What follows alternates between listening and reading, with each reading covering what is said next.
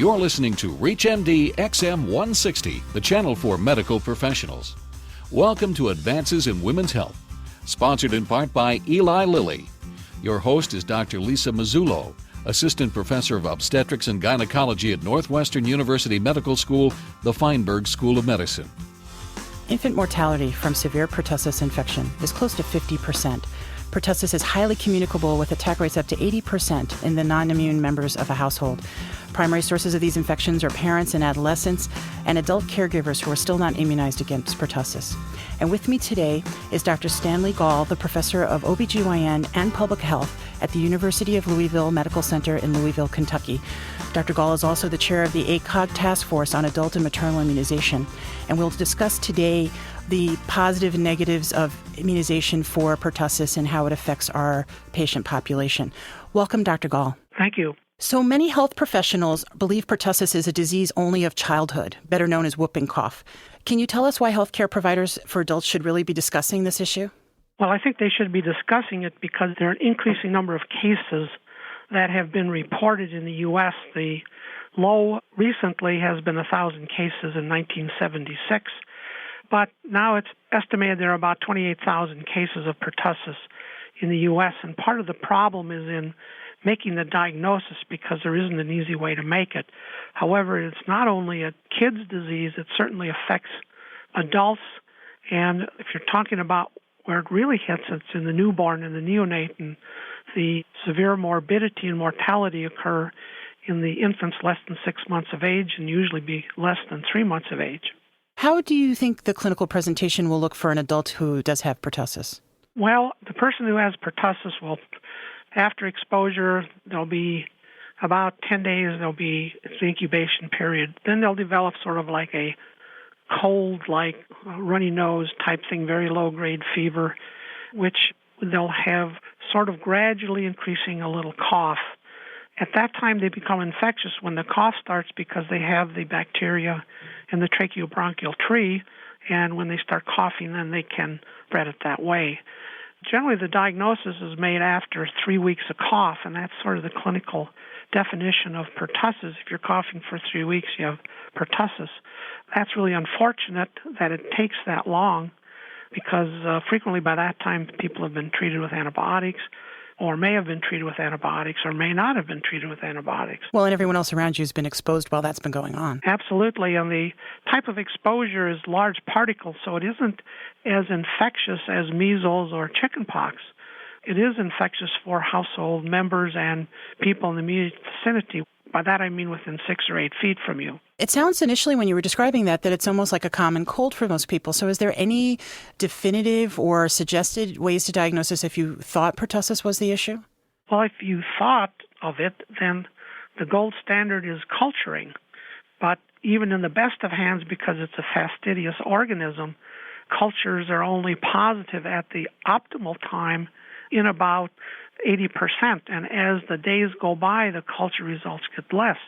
Unfortunately, there's not an FDA PCR test that's been approved by the FDA, so that individual hospitals may develop a PCR, but they're not standardized, so the diagnosis becomes difficult to make on the basis of either culture or on the basis of PCR. And how are we treating pertussis if we're lucky enough to figure it out? Well, we're treating with antibiotics. Obviously, we'd like to prevent it with vaccine, but antimicrobial agents would be helpful if you start early. Once you get out 3 weeks, the antibiotics are not going to be helpful, and your thing really has to run its own course. So most people get what's called a DPT during their childhood immunizations until early adolescence. And so when is the last time you were protected for pertussis from that series of immunizations? Well, it's estimated that you are protected until early adolescence. And that is why we're seeing a large increase in the number of cases in adolescent individuals, because it's been 10 years since they've gotten their last pertussis.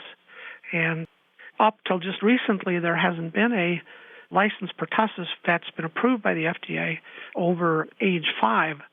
Currently, there are 2 products that are licensed for adolescents and adults.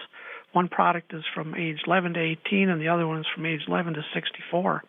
So there is some vaccine now available for the adolescent and for the adult.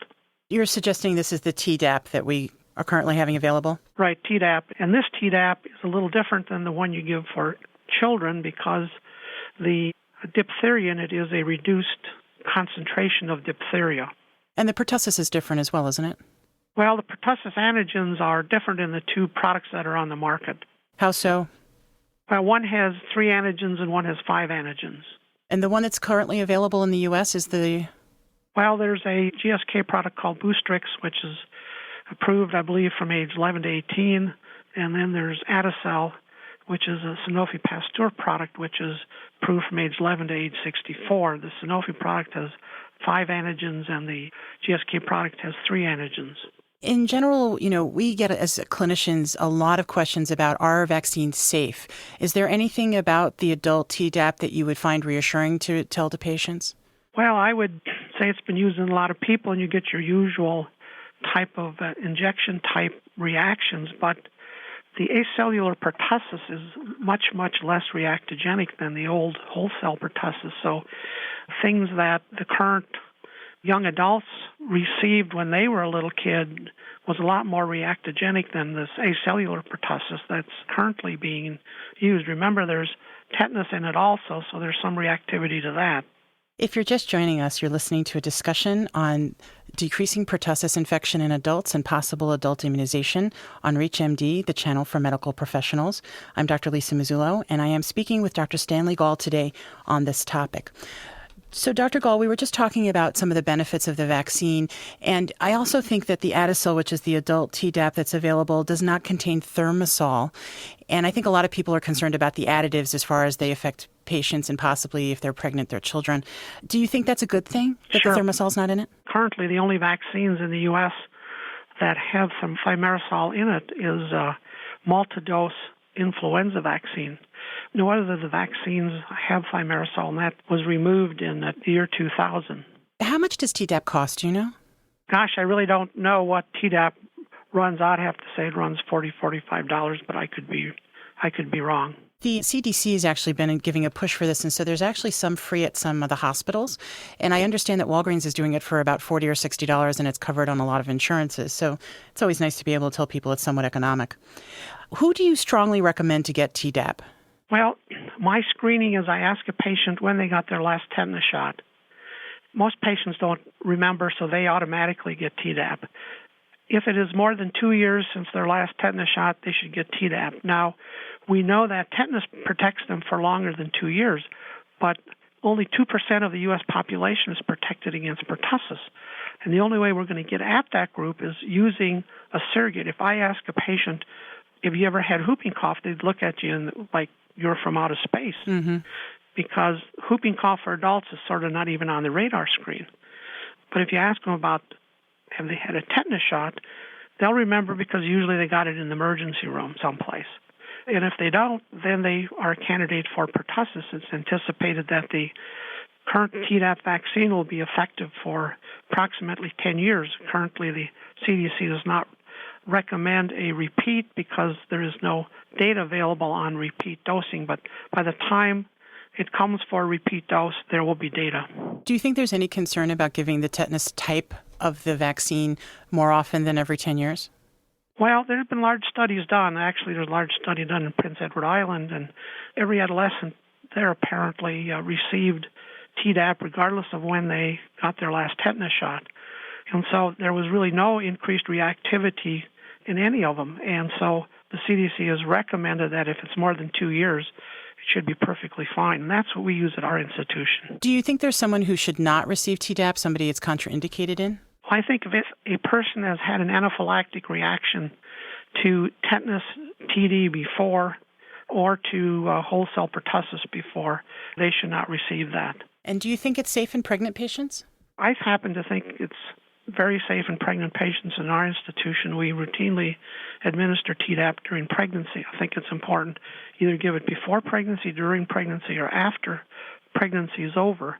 You can make a strong case that with it you protect the mom, and we know from studies that about a third of the pertussis in infants comes from the mother.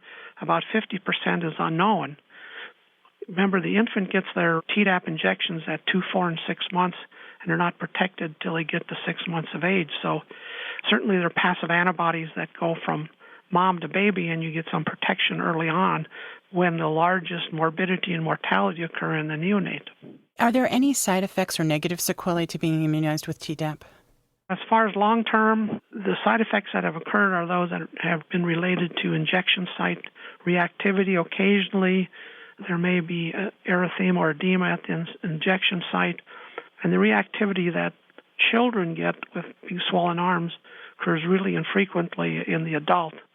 And in pregnancy, people are even less reactive than they are when they're not pregnant to injections. Do you think in general that there is anything else we can do to reduce pertussis between folks other than immunization? Yeah, if somebody would get us a good diagnostic test, that would be very helpful to make the diagnosis, and I think we would see there's a huge number of cases that are non-reported, and maybe that would stimulate people to be more interested in it. The pertussis is treated with a Z-Pak, is that correct? Yes. So do you think that until we have a diagnostic test, that people should be more aggressive in treating these more like viral symptoms? Well, if you treat them more like viral symptoms, then they're not going to get any antibiotics. Mm-hmm. And that's really the problem, because they have to be coughing for 3 weeks to make the diagnosis. You're in an area where there has been a lot of pertussis, so your level of interest is a lot higher in those patients, and then I think that treating with antimicrobial agents would probably be perfectly justified. So we're basically saying that after a week, if someone seems to have the symptoms we've described, we wouldn't suggest going right to antibiotics because it could still just be a viral syndrome. It sure could be. And obviously we don't want to make any bacterial resistance. Do you know if there has been any whooping cough resistance to the Z-Paks or azithromycin? I have not seen any, but that doesn't mean there hasn't been any. Can you make some suggestions in how people who do not have Tdap readily available may implement these kind of immunization plans in their community? Certainly practitioners can institute it in their own practice. The other thing is frequently the health department in the city health department or county health department frequently will carry the vaccine with them. The other thing is we know that there's been encouragement in emergency departments to substitute Tdap for TD because many of the injections are given in emergency rooms. That would be another avenue. And we think the cost is not going to be significantly different. No, I don't believe so, no. Well, adult immunization with Tdap, that's tetanus, diphtheria, toxoid, and acellular pertussis, has been developed to reduce the pertussis infection that is seen in the infant and adult population with excellent safety profiles. Thank you to Dr. Stanley Gall, who's been our guest. We've been discussing this adult immunization with Tdap. I'm Dr. Lisa Mazzullo, and you're listening to ReachMD, XM157, the channel for medical professionals. For a complete program guide and podcast, visit reachmd.com. For comments or questions, call us toll-free at 888-MD-XM157. Thank you.